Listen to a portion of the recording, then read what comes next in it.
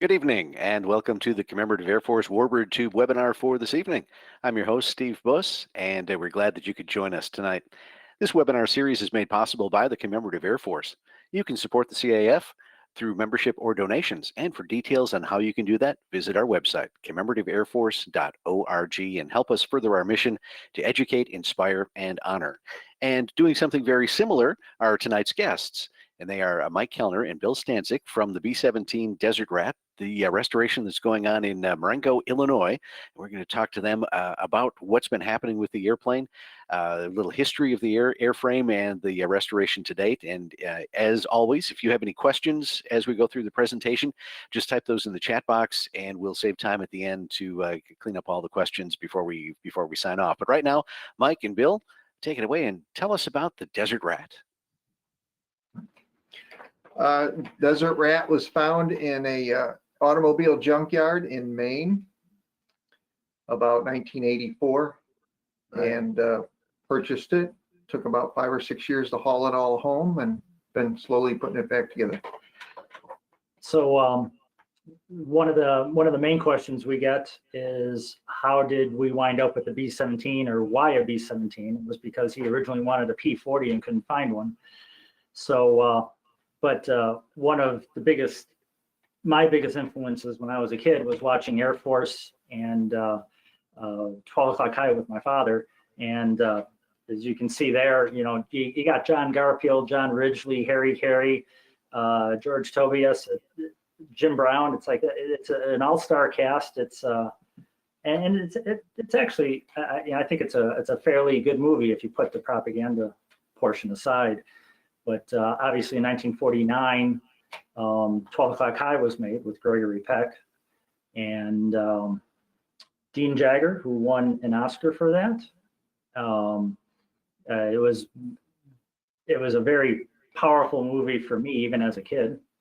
And my dad kind of backed it up with books. So the very first book he got me on the B-17 was the B-17 in Action by Don Greer.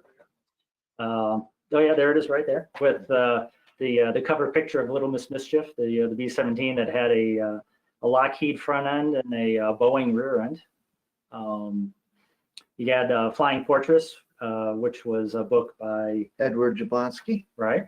That's what hooked me. I also had a homeroom teacher that was a WASP, and listening to her talking about flying and ferrying some of this stuff around was intriguing. And then when I got the book from my grandmother for Christmas, that was it. I was hooked.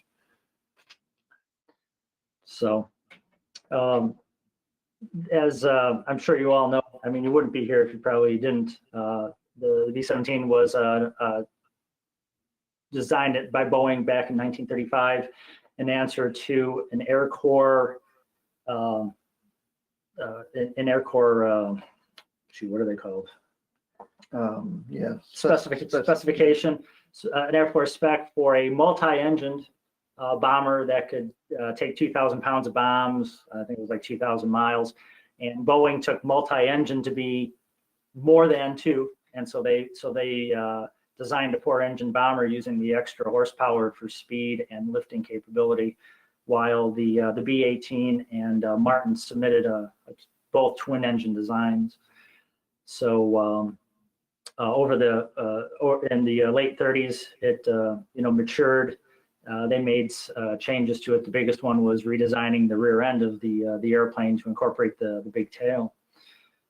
So as Mike said, or as we were talking about, our particular B-17 is an E model. It's the very first of the big tail models. Mike's plane is ship number 203 off the Boeing line. The first 112 had the remote turret, and then the rest had the Sperry ball turret after that. It was delivered to the Army Air Force on Valentine's Day in 1942, and it went to MacDill Field as a trainer. These pictures here are actually taken of our plane or from our plane, and someone had pointed out before that the concrete underneath the plane looks just like MacDill, and yeah, it was. So it was one of the first B-17s at MacDill. We don't know if it was the first one, but Life magazine did a spread on it in the spring of '42.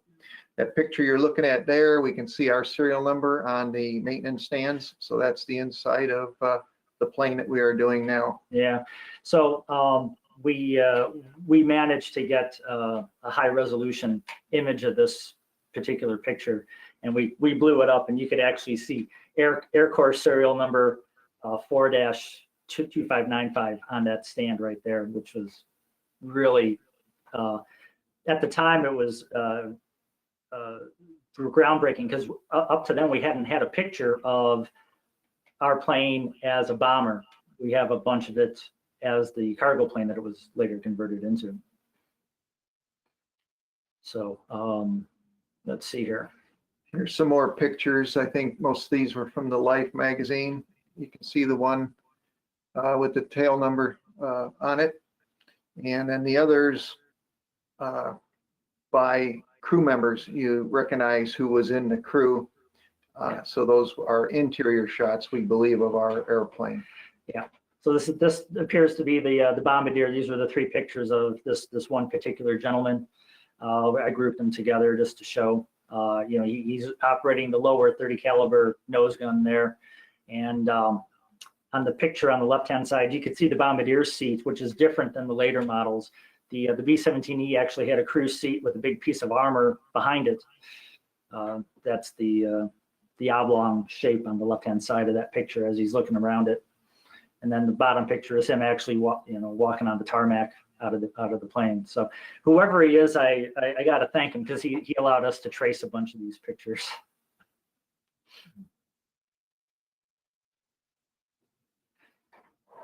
Later in the war, in 1943, the plane was sent to two places, Boeing and then Wright-Patt, for rebuild and refitting.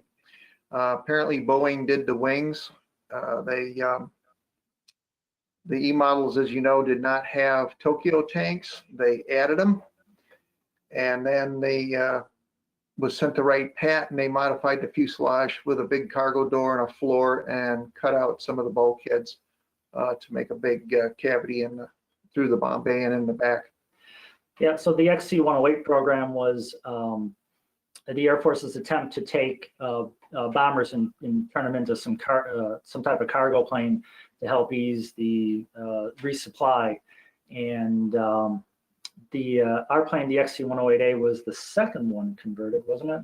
It was the second. I think so. They did 4 different missions. They tried to do a fuel hauler. This one was a litter carrier to haul wounded. They did a troop transport and a VIP transport. So the only ones that kind of stuck with the VIP transports. Yeah. So there's a really good story about the XC-108 in Scott Thompson's book, Final Cut. I think this book is kind of a must for any B-17 fan, because it goes into detail on the remaining B-17 airframes, and he did a fantastic write-up. He did a lot of research on the XC-108 about some of the flying that it had done down through Brazil, over to Africa, over to China, and what it was doing in China. The XC-108 really wasn't it didn't do very well. One of the issues was it had Wright Cyclone engines, and a lot of the cargo planes over in China were Pratt & Whitney, so it kind of suffered from supply issues, and it was basically returned to the United States following the trial in China. Yep. And then later in the war, it was used as a transport, basically up the East Coast into Greenland and Iceland, I think. Okay. Next slide should have something about that. Next. Yep. There it is. Yeah. So yeah, this is Colonel Oldfield and Lieutenant Pinzola. I don't know where we got these pictures, but this is obviously, they're in India, next to the Taj Mahal. I got these pictures from the co-pilot of Pinzola. He had sent them to me. I like the pilot with the pipe in his mouth behind the wheel. But I mean, this is interesting too. I mean, having pictures of the actual plane and on the inside of the plane. That's showing the cargo door that they put in the left side. This is probably the most well-known picture of our plane. It's it was in Wagner's. Yeah, it's in quite a few of the B-17 books. So yeah, out of Maine, she flew the northern route into Greenland and Scotland, flying everything from generals to ping pong balls, is what we were told. Yep. Now this guy here is Maurice Taylor. He was the pilot that probably flew it last, and we actually ran into him, and we met him and his wife. They went through the pieces of the airplane, and he had smuggled her on it during the war, so she had flown on it. And he loved this airplane, and the way we found him is when we were going for an N number. Of course, we wanted to get 12595, and after the war, he kept that number for his personal twin Comanche. Yeah. So yeah, so these pictures were courtesy of Maurice Taylor. Yeah. So after the war ended, it was declared surplus, and we thought everybody thought it was broken up. It was hauled away by a scrap dealer and his family. But lo and behold, Mike here was looking for a P-40 when Steve Alex said, Yes, we know where a B-17 is, and so of course I had been chasing a lot of ghosts, so I said, yeah, I need some pictures, and Lord and behold, we got pictures. So it was in an automobile junkyard that was closed in the 50s, early 50s, and that's why you see it grown up.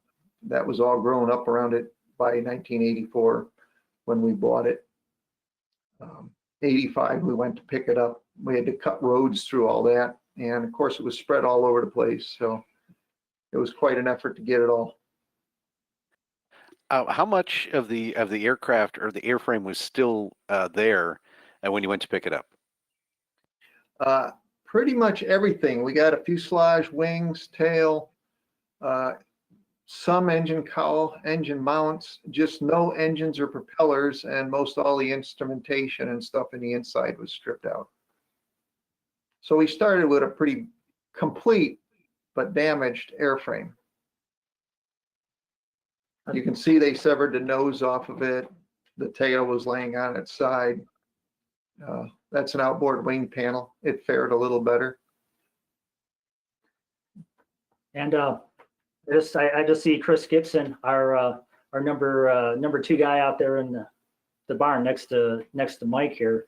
He just joined too. So Chris, anything you want to add, please go ahead and add it. I hope we can hear us. Yeah, those pictures are as we found it in this junkyard. You can see trees have grown up around it. Like I said, it was spread all over. When we bought it, they didn't know where the nose section was, but we searched through the woods and ended up finding it. And so we were able to save it too. Yeah, that's on the way home with our new treasure. We took a house trailer and took the house off it, and I think we welded another 8 or 10 feet onto it and just started piling parts and stuff on there and hauling them home. Someone with an eagle eye will see that's a C-47. Is that a stabilizer? Horizontal. Yes. Horizontal stabilizer there in the pile. So they actually had bits and pieces of other planes too. Yes, we end up salvaging probably half to 2/3 of a B-25 and some C-47 and even some Thunderbolt parts and an O-52 Owl wing that we had too. What we did is we didn't know the difference between a B-17 part and a B-25 part. So when we made the contract, we just went for everything airplane in that junkyard we took. Hey, can you guys hear me? Yeah. Yes. There's Chris. Yes, we can. Hi, Chris. My So- computer, I couldn't hear anything on my computer, so I called in. All right, that works. Yeah, so Chris has been helping out for how many years now? 7, 8? Almost 10. Almost 10? Mhm. Yeah, and Chris is he does carpentry, he does the forms, he knows a lot about the mechanics, and he's been a godsend to the project. So this picture shows the airplane at Galt Airport. Yeah. Until Mike was able to establish a place to A work. base here, yeah. At one time, we moved it to 5 different places. We had stuff out at Galt Airport. We had stuff at Rockford Airport. We had 2 or 3 barns with parts in it. And even with the company I worked for, we used one of the store warehouses for parts. And so I decided we needed to buy a place of our own so we could get it all together. And that's when we bought the property that we're on now. Okay. Yep. That's the building in the upper right-hand picture that we are currently in. It's about an 8,000 square foot building. Not big enough. Yeah, nothing ever is. But nothing ever is when you got stuff this size. So yeah, you can see that picture was probably from was it late 90s?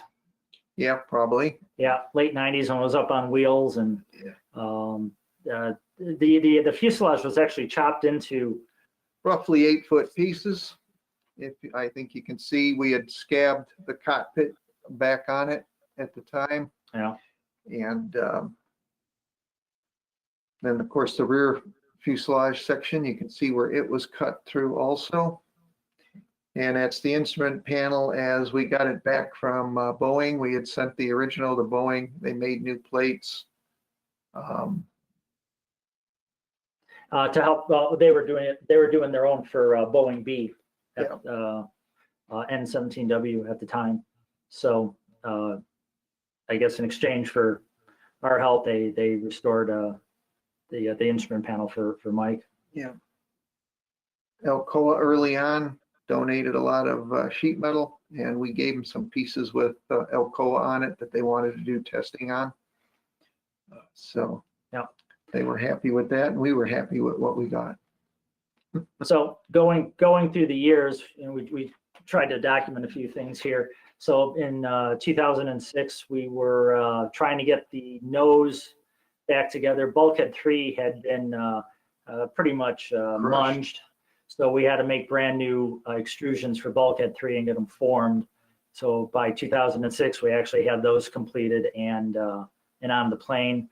The cargo door, which was big, it was a big hole in the fuselage, and there was a lot of structural parts around it. Mike managed to tear all that out and make new ribs, new circumferentials, put new stringers in, and then basically take the cargo door completely away. And back in 2006, we brought the tail gun down to Atlanta for some help with one of our compatriots in the B-17 world. So that was us loading it up and before our 14-hour drive.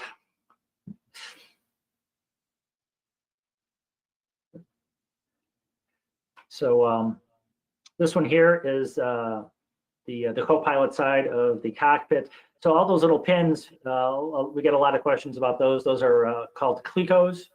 They are temporary fasteners that you put in with a special wrench. They're spring loaded, and they're meant to hold pieces of skin together or parts together through a rivet hole. So you would take that out, put a rivet in, you'd rivet it up, and then you take the next one out and do all that. So you can see hundreds of clecos in that picture. And then the other picture is 2 of the rear sections getting ready to go together. People asked how we lined it all up, and it's complicated. You measured 100 different locations. You could get a pattern between rivet spacings. We had the blueprints, so then we would get the spacing between one bulkhead and the next, make sure it was all lined up. We either had a transom or a laser to sight down the centers, and really got it pretty trued up.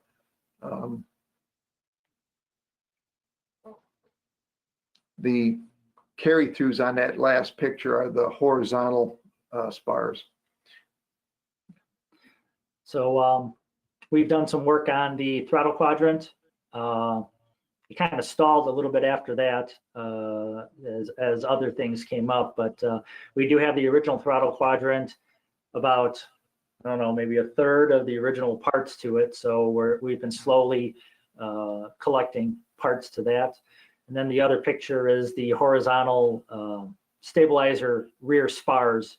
So there's 2 spars in the main wing. There's 2 spars in the horizontal stabilizer. Yeah, all the spark caps were bad, so we decided to replace them, and then we even replaced some of the webbing. So most all the longerons are replaced, so we're probably going to be really close to having a zero-time airframe when we're done.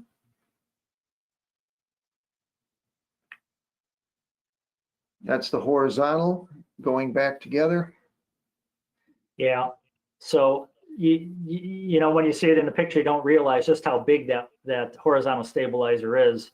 You know, those are 20 feet, which you put 2 of them together, and that's the wingspan of a T6. Yeah, it's bigger than a Mustang. Yeah. So you can see the nose ribs and the center section there, and then on top of that would be where the elevator would attach. The flat side there. This was when I started, is yeah, about 2010, I think. Well, I know I started working on the horizontals when I started there. Did you get any pictures of the ammo boxes? Because I know we were working on those too when I started. The tail gun ammo boxes. Yeah. I think so. I think they're coming up. Are they? Yeah. Or they might be in the tail gun pictures. I have some tail gun pictures coming up too. So yeah, in 2010, the nose had been put back on, and we had started working on wingtips with a bunch of the volunteers. You know, we're able to do 2 or 3 different projects at the same time. So, but you can see the nose station. That's station 2, 2A, and 2B, which are kind of like in the middle part of the nose.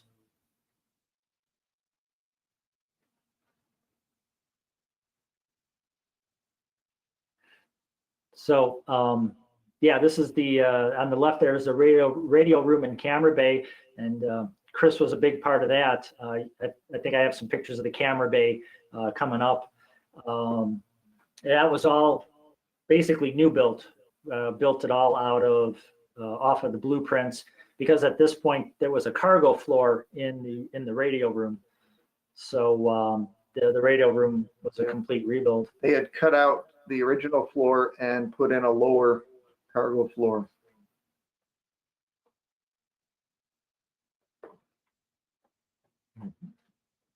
So that's the seat mounts on the left in the radio room. Seats go through a hole in the floor and mount to the bottom of the fuselage. On the right, of course, is a tail gun sight. We had started to procure parts for the tail gun sights, and one of our friends at USA Spares was able to machine some of the parts and put it all together for us, and did a great job. It looks really good, as hopefully we'll see later if I remember my slides right.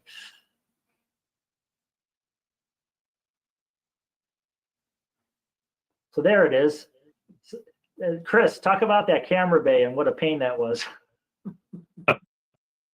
Well, all I can say is there's a lot of parts to it.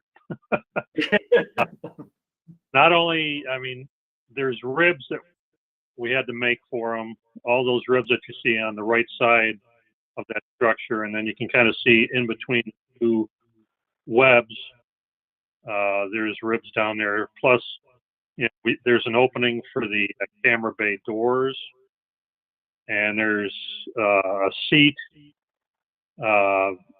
that goes in there for when the radio man is taking pictures. So, I mean, it was pretty much, this is all brand new built. Had to go by the prints and, you know, just make everything. But once we got it done, we put it in there and everything fit pretty well. So I'm The other kind of proud. pictures, the other pictures are the right wing and the right wing leading edge. So the leading edge part there, that's those holes are where Boeing had 2 batteries for the electrical system. So if you weren't plugged in on the ground, you actually ran off of batteries. I think there were 3 in the plane, 2 on the left and 1 on the right. Yeah, I think that's right. But so those hatches were for battery access.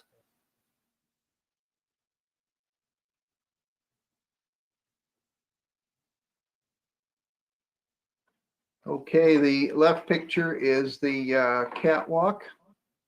Some of the tubes were bad. The bottom tube was cracked, and both ends were damaged when they chopped the plane up. So we end up putting new tubes there and re-riveting it. Oh, those rivets are unique or slightly different. They're what we call icebox rivets. They need to be heat treated and put on ice until you use them. You can't drive them out of the box. Yeah. So yeah, they're the DD rivets. They're 2024 alloy, and yeah, as you said, you got to drive them in the W state after they've been heat treated. Yeah, we've been concentrating on the right wing, leaving the left wing intact for being able to go look at it. Yeah. And I'm glad we did that. So we got the right wings pretty much stripped down now, and we even got the nacelles off of it now. Yeah. So that picture is showing the nacelle number 3 with the landing gear trunnion and where the turbo supercharger was. Okay, Chris, there's your tail gun. So Chris's dad was a tail gunner. Go ahead, Chris. Yeah, my dad, he was a tail gunner on a B-17. He was in the 351st Bomb Group, 511th Bomb Squadron, stationed at Polbrook, England. And he was shot down on his 6th mission. I think their target was Magdeburg or Bernburg, one of those 2, which is kind of southwest of Berlin. And over the target, they had 2 of their engines knocked out by flak, so they dropped out of formation and dropped down into some clouds, and they were hoping that they would, you know, evade the fighters by getting into the clouds. But I guess they flew through clouds for about 10 minutes and then broke out into clear blue skies and were immediately jumped by about 6 or 8 German fighters. So they had a running fight going for about 20 minutes, and half the guns were knocked out on their plane, and my dad was actually wounded in the arm by there was either a ME-110 or a ME-410 that was shooting rockets at him, and one of the rockets I think hit the stabilizer, the horizontal, and blew a hole in the side of the tailgun compartment, and shrapnel hit my dad's arm. He had a big scar from his wrist almost to his elbow. So he crawled out of the tailgun compartment and up into the waist, and that's when the pilot rang the bailout bell, and he pulled the pins on the door, kicked the door out, and he was the first one out the airplane. So I guess be in the airplane anymore. So he floated down. At that time, it was February 22nd of 44. So it was still wintertime, and there was about 3 feet of snow on the ground.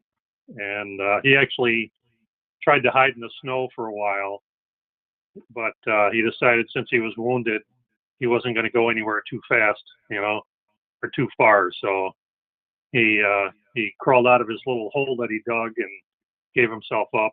So he was a prisoner of war till the end of the war, in end of April. So Yeah. that's his story. But Chris takes a keen interest in the tail gun compartment, and you can see in 2018 it's kind of bare bones in there, and we got some pictures coming up that'll show you what it looks like today.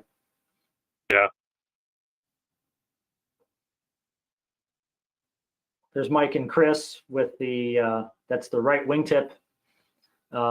Just finishing up riveting the skins and the wingtip bows on it. You can still see a couple of clecos here and there, but that was finished up shortly after the picture was taken. But you can see that's a wingtip, and that's 5 foot by 5 foot almost. So the size of the plane is just kind of staggering. When you look at it, it's like, oh yeah, that's not too big. But then you break it down into the individual parts and try to fix one of them, and you say, well, that's a lot of material. There's a lot of rivets in this thing. Yeah, the other thing we had to do was we had to stretch form the leading edge on the wingtip. So we actually made a form and stretch form that curved leading edge you see there. No, not an easy thing to do. Yeah. So this is a picture of the ball turret hangers that's in the waist right just after the radio room. So the gray things there are they're very thick, right? They're 090 aluminum. Yeah. The reinforcements that the ball turret would hang on, you can barely see it, but there's like a bright shiny panel between those two. That's where the ball turret would hang from. Yeah, and beyond you can see the floor of the radio room too. And we put well, I guess this is before, yeah, this is before we actually put the floor in, because I can still see that we had 3/4 plywood on the floor of the radio room there, so we could, work on everything else in there. So yeah. So the plane was getting kind of dull, so so we decided to go ahead and paint the roundels on the waist. That's actually how Boeing did it. They would mask it off and then paint the olive drab afterward. I don't know why. That's just how they did it. But it makes it look really nice. yeah, that's that paint was pretty nice too that we put on there. Yeah. It was supposed to be kind of dull, but for some reason it turned out a little shiny. That's okay. We'll dull it down later. This picture is a compression strut. There's one on each side of the bomb bay. And they also needed to be rebuilding. In fact, quite a few of the tubes needed to be replaced in them. And then while we were at it, we got a job from a bunch of the other airplanes got together, and we ended up building 3 sets or 4 sets of the catwalks and compression struts. Yeah. You can see those rivets are all shiny. All that's brand new. All the rivets are new. And we replaced that big U channel on the top, didn't we? Yes. Yeah. Yeah. Ours was corroded. Yeah, you can see the old one sitting next to it there, that U channel. Oh, yeah. See that one. There's Chris and the ball turret. That's the actual mount where the ball turret sits. That was another one of those projects of a million pieces. Yep, plus more form parts, all that oval there that runs up to the bottom of the airplane. Kind of a complicated form. Yeah, there were 2 halves, or no, it was 4 pieces. Yeah, it was 4 pieces. We had to make forms for that too, and we had to form those side wall pieces around the circular area. But I mean, there were so many brackets and angles and I mean, it was just crazy, and how everything fit. I mean, it's just unbelievable. Anybody that did this without having some sort of original piece, I don't know how they do it, because we actually had some original pieces that we got from a wreck and compared it to our form, so we knew that we were close. As long as we're close, it'll work.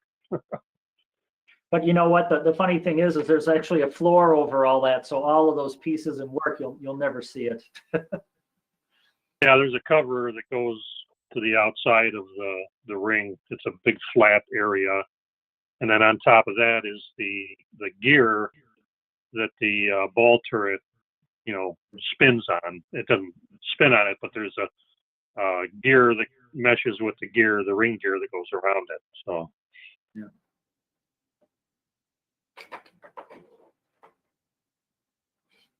So this is all from last year. The big holes in the bottom of the wing are stress panels. That's where the fuel tanks go, and the stress panels transfers the load around those holes. So they're a very important piece of the plane itself.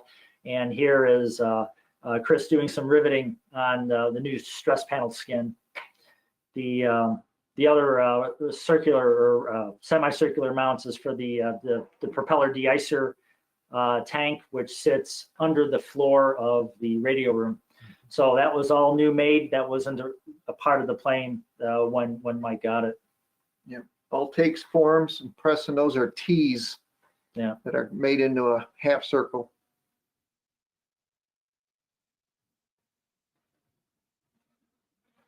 This is some of the tail gun. The one on the left shows the mount that the guns turn on side to side.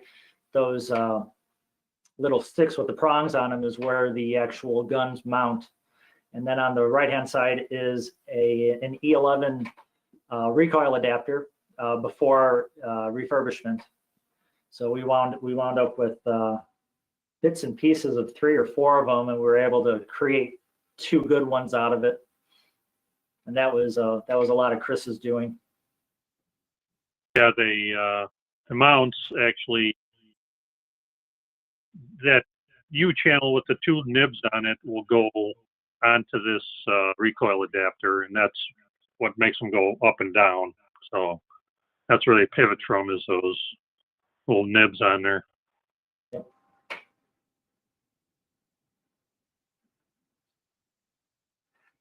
So this was this was really cool. We didn't have an original top turret because obviously it was taken out when it was converted to a cargo plane. But one of our angels was able to procure one out of Australia, and we matched it up with an original A1. Is that an A1 top turret dome? Yeah, yes. A1 top turret dome. And that's currently being restored by another shop, so that hopefully someday, real soon, we'll be able to load it into the plane. Yeah, I thought it'd be cool to set the thing up, put our dummy guns in there with the dome, and take a picture of it. So that was my idea. And a good idea. As you're doing that turret restoration, are you bringing it back to working condition? Because there's a lot of you are okay. Because there's a lot of equipment that goes along with it that makes it kind of hard to get through there. But very few B-17s have even come close to having an operating top turret. Arlen Avenzi out in Massachusetts, that's all he does, makes turrets work. Yeah. So Mike's goal from day one, if he doesn't mind me saying it, is factory fresh, as it was delivered on Valentine's Day, 1942. That's the goal.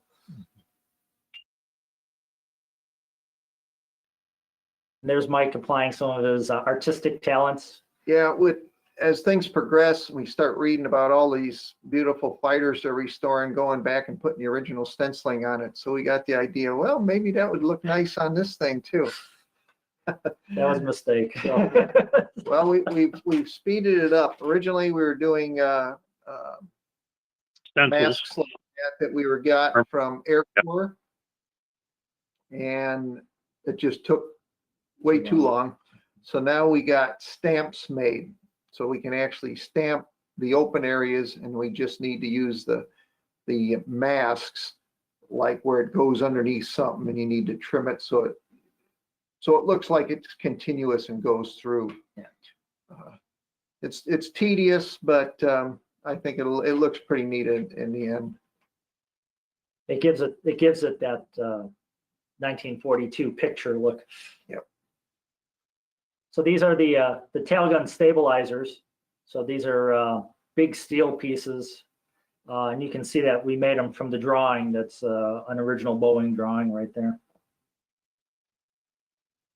So these clamp onto the ends of the tail guns. Yep, right there. So Chris has spent a lot of time with the tail gun. You can see the tail gun sight, and all of the control cables are all hooked up. So when the guns traverse side to side or up and down, the mount actually follows the guns. So it all works. Yep. And the hardest part was finding somebody that could make cables 4 and 5 inches long. And we finally found a place down in Texas. Yep. What's the name of that? Camille's place? Aerosky. Aerosky. Yeah. Did them for us. And we even got certs with them. Yeah. So.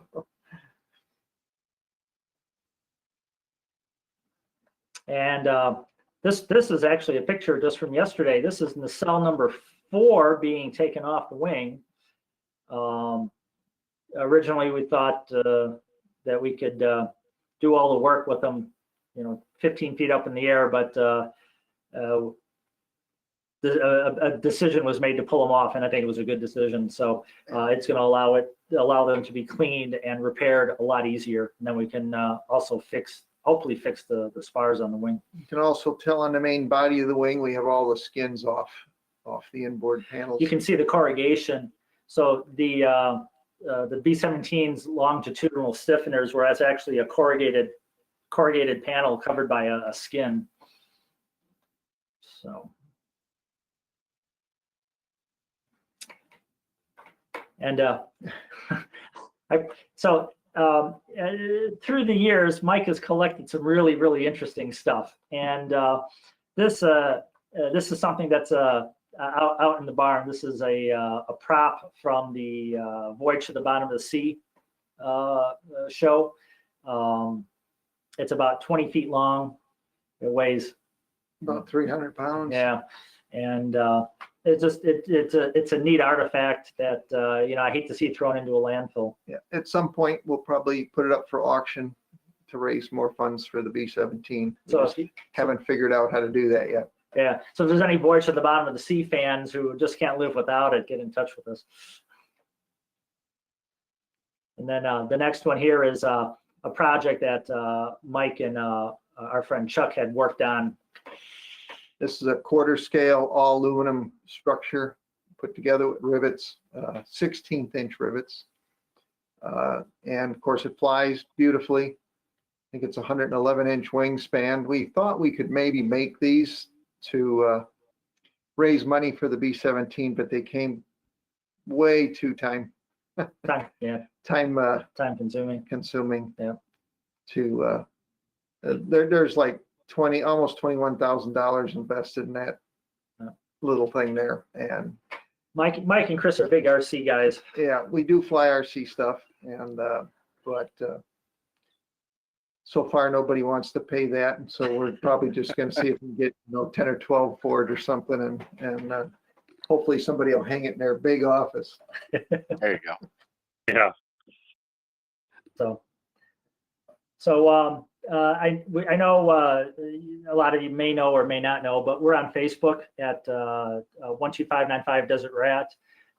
We post things whenever we remember to. Usually some of the other guys come out, take some pictures and post stuff up there. So, for the latest information, you can go to our Facebook page, or you can go to the VAM website, the Vintage Air Museum website. They're a 501c3 that is trying to help us out. Their mission is to restore and keep vintage aircraft flight worthy, and they've pledged to try to help us get our wing spars remanufactured, because right now we have 50% of our wing spars have cracks in them that need to be repaired or replaced. So, and that's a big ticket item. Yes. As I had said before, here's, Final Cut. This is where you would find Final Cut on aerovintage.com from Scott Thompson. If you want to know a lot about B-17s and B-25s, you can go there. The forum has been kind of slow lately, but if you go back in time, it was packed full of information, including what the original serial number of Marianne from the movie Air Force was. So that was a big research project. Yeah, he also covers all the other surviving B-17s in the book, and he's on his 5th edition. Yeah. So he updates it about every 4 or 5 years. So if anybody has any B-17 parts, or if you're a craftsman, or you have a machine shop at home that's gathering dust, or even if you want an RC project, you should contact Mike here, and we'll get you set up. He used to run a hobby store, so he knows a lot about just about everything model-wise. Well, that's great. Now, you mentioned coming out of a modeling background, and before we came on the air, you were sort of lamenting the fact that there's really not a good B-17 model in production these days. And talk a little bit about some of the things that you've seen in the model production that just don't quite make it. Well, in the plastic modeling world, shape is important, and of course fit is important, and it seems like one company will get one aspect of it right but something else wrong, and then the next company comes out and gets what the first company had wrong right, but they'll get something else incorrect. Part of it is some of the bigger items that you notice is the flattening on top in front of the windscreen. A lot of models miss that. Also, there's 2 center lines in a B-17, one through the forward section, and then one with an up-sloped degrees on the tail section. And if they get that, if they build the model around a straight line, and many of them do, then it just looks, the whole tail's thrown off, the shape doesn't look right and all that. Other things, sometimes they'll have the horizontals too thin, or then the cells too large. You name it, it's been done on a model. And so we've offered to help the last company doing a big one, and we told them all, they sent us their prints, format of what they were going to make, and told them all the mistakes, and it doesn't look like they redid any of them. Yeah. We heard later that they only contacted us to see how much flack they were going to take, that they already had the dies made by the time they asked us, and so we told them what they were going to hear about, and they did. Yeah. We are doing a 1/8 scale RC model. Probably is going to take maybe another year, but it'll probably be the most accurate, for sure, most accurate RC model out there. And I mean, it should be dead nuts on. We got a friend that's got a laser cutter that makes the parts, so probably end up with plans and all the cutout parts. You supply your own stringers and skin and all the flat stock stuff. So we decided before we go, we want to have at least one decent, accurate model out there. That's good. Now, you mentioned a laser cutter. How has, with this restoration, a number of years into it already, how has technology helped hopefully speed the process along of the restoration? One of the things we use today that wasn't around at the beginning was water jetting stuff out. Quite a bit of that's been done. Pulleys for the throttle quadrant, plates, terminal plates for the wing tips. What else have Gussets. gussets? Yeah, you had all the gussets for the catwalks and all that heavy stuff. We used to just cut it out, file it some more until we had it perfect. Now you can just I can't. Bill does that. A computer guy gets it right on the computer, and it just makes a perfect reproduction of the part. Yeah. Have you manufactured any parts of the airplane using 3D printing technology? We have not. I know they're doing metal, but I would imagine that's still on the high end cost of a way of doing it yet. We did try to, on that top turret, trying to weld some of the repairs on it, and nobody could get a weld. And so we did look into the, what they call spray welding, but that didn't work either. So we end up making a new body for that turret. So we're probably going to end up like everything else. By the time you have one, you almost have two. You collected so many parts. So we'll probably just make a static display one, and then we'll have one that operates in the airplane. You mentioned in your presentation a little bit about the B-17 community, the other operators of B-17s, and when you come up against a wall, you just kind of run into a dead end. How do we do this? Aside from the other operators, where else do you find the information to go back and recreate what Boeing had created in the late 30s and 1940s? Well, we have all the blueprints. Somewhere in the neighborhood of 50 some thousand drawings. We've collected every manual that we can find or a copy of them. We try to get the originals because they're much clearer than, especially the early copies are not that great. And then trying to think of where else. I have contacted Boeing, but they don't really know much about the B-17 anymore. Back when we started, they still had engineers that we could talk to that actually worked on designing the B-17. But this is back in the 80s and 90s. There was still a guy that worked on the B-17 project. So it's getting tougher, but you kind of network. You ask everybody else what they've done. Tires we make as a group. They require one shipping container full, which holds 66 tires. So everybody gets together and you buy a container of 66 tires, and then we divvy them up. They've done tail wheel tires like that too. There's other parts that are being made. Lord mounts have been recreated. They're talking about engine cylinders. Someday we may have to start making engine cylinders. But it helps when you're doing it for 10 airplanes or 12 airplanes, overdoing it yourself. It's just anything is too expensive to just make one. Yeah.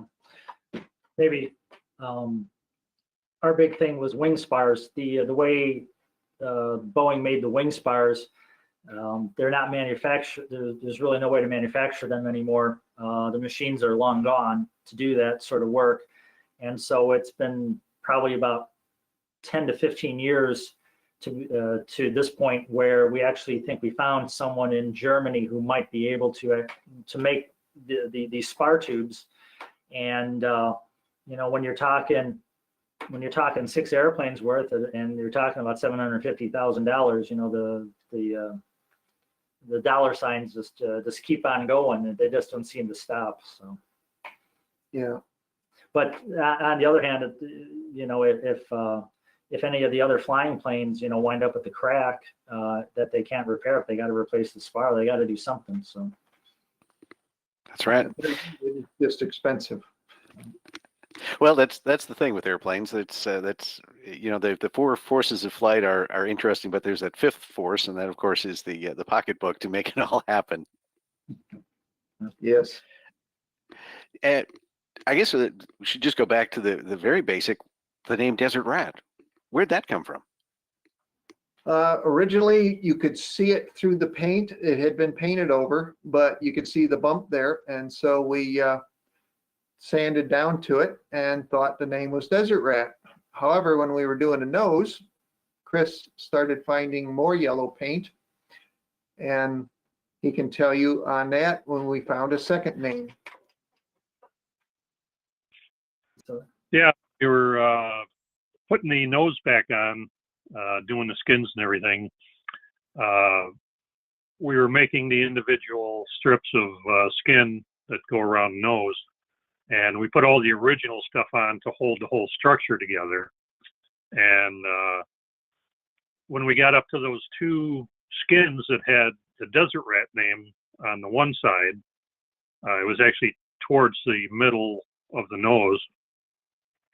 I noticed by some of the rivets, where the rivets were, I noticed some yellow paint. So I was like, well, maybe there's a number or something underneath it, because it was a training plane at one time, and I know they put big numbers on the nose. So I started sanding off where I saw the yellow paint, and it turned out, you know, it wasn't a big number, and I couldn't figure out what the hell it was. And, you know, kept sanding, and all of a sudden I saw a letter in cursive, you know. I told Mike, I said, there's writing on here. There's a name or something on here. So we sanded, you know, that whole section off and got down to the other name, which was probably the original name, which was Tangerine. So actually it has two names, Desert Rat and Tangerine. So Tangerine was the #1 song in early 1942. Right. About the time this plane came out. And the early E models, it was very common. If you look at all the other early E models, that they put the names on them in cursive. Later, they started doing the block lettering. So we have one of each. So what we are probably going to do is put one on one side of the plane and put the other one on the other side of the plane. So we'll be with two original names from World War II. Yeah. Like my dad's plane that they were assigned to was called Screwball. And that was also in cursive. And I actually, Mike had a panel made for me as a gift to me. I don't know if you probably will be able to see it.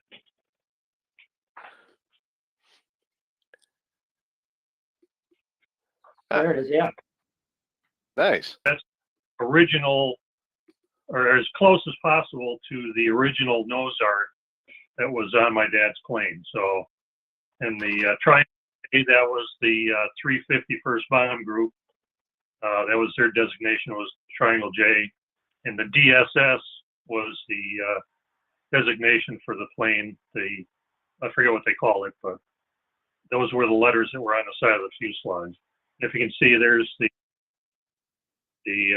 serial number, which was 25824. So 1942 built. I think it was a Douglas built airplane. We have a sponsor named itsOurAirplane.com, and we make those panels for them. And then he has an artist put artwork on them. And we have sold, you know, several hundred of those things with various names and things on them. That helps keep us in aluminum sheet.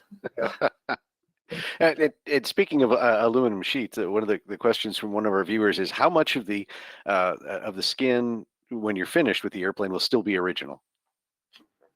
Very little. I think the fuselage we saved about 80%, isn't it?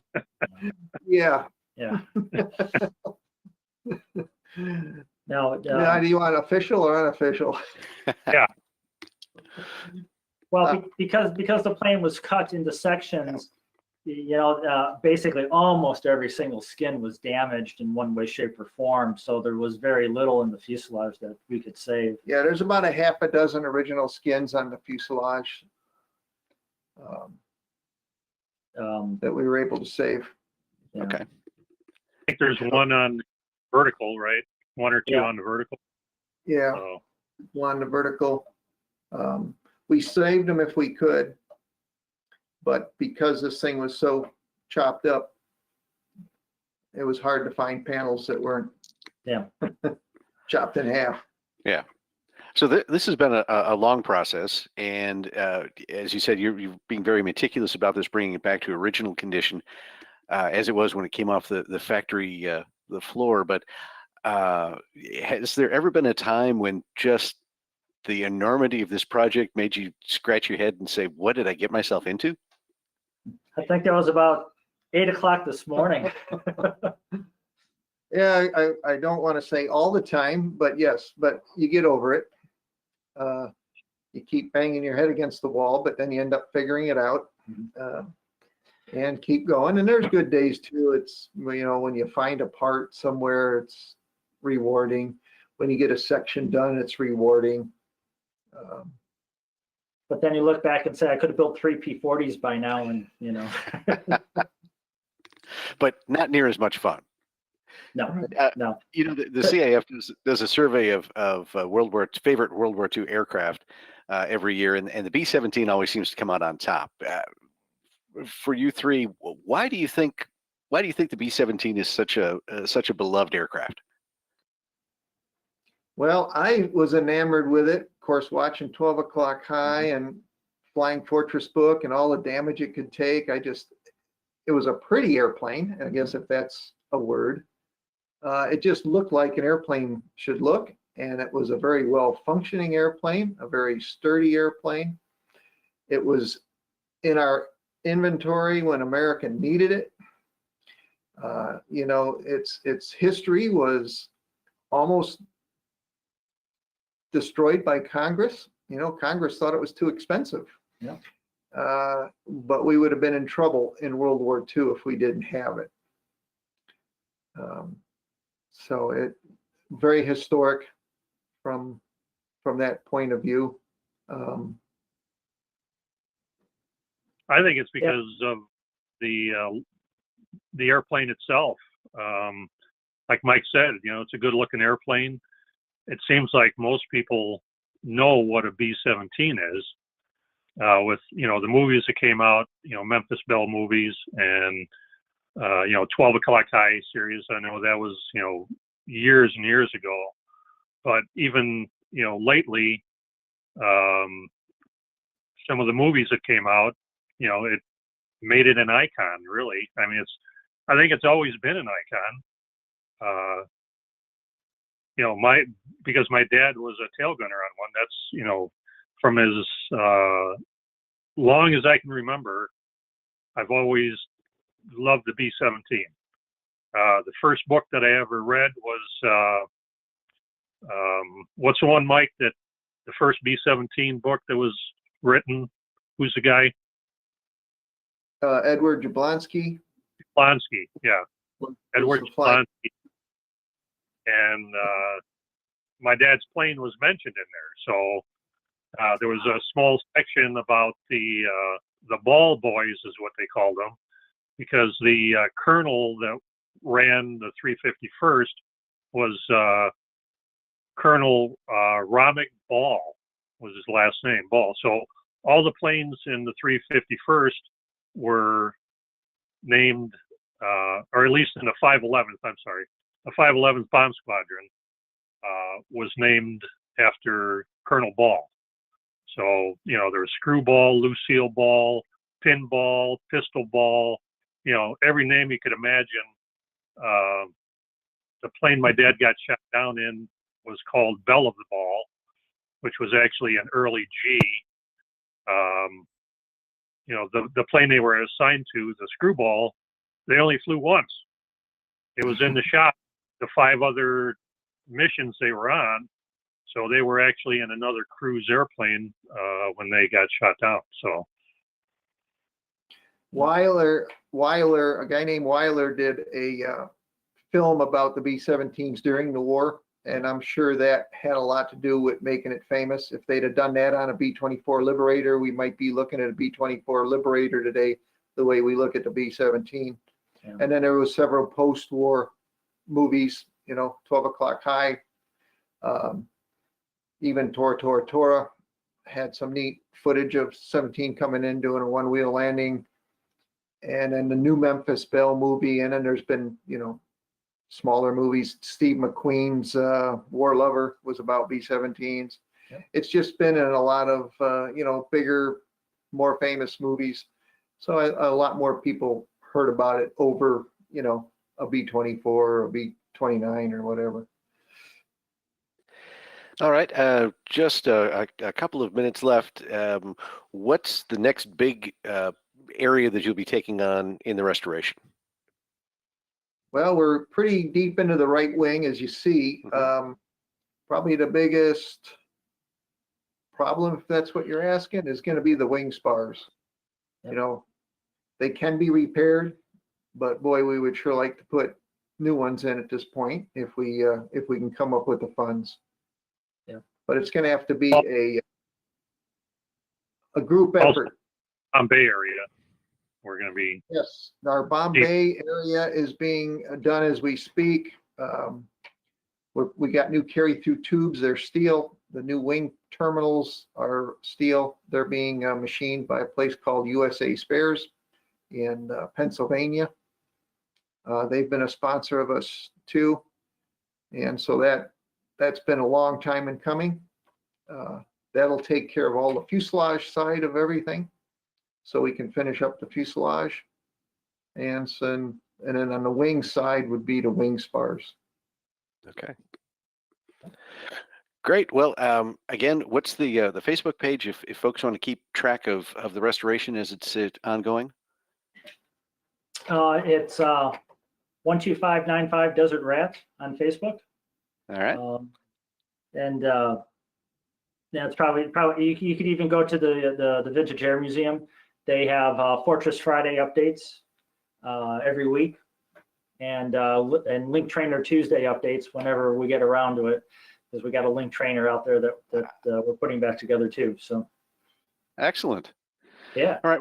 Well, gentlemen, thank you for joining us this evening. And Mike, you may not know about this, but Bill and I talked about this yesterday, and that is probably getting back together with you guys in 6-9 months, whatever, and kind of check in on the restoration. And hopefully at that time we can actually get a live camera in the barn and take an up close look at Desert Rat. So we appreciate you sharing the history of the airplane and where you are to this date, and we look forward to finding out more, following you on Facebook, and hopefully checking in with you down the road as we'll do another webinar and hopefully get up close and personal with the airplane as well. So again, thank you for joining us.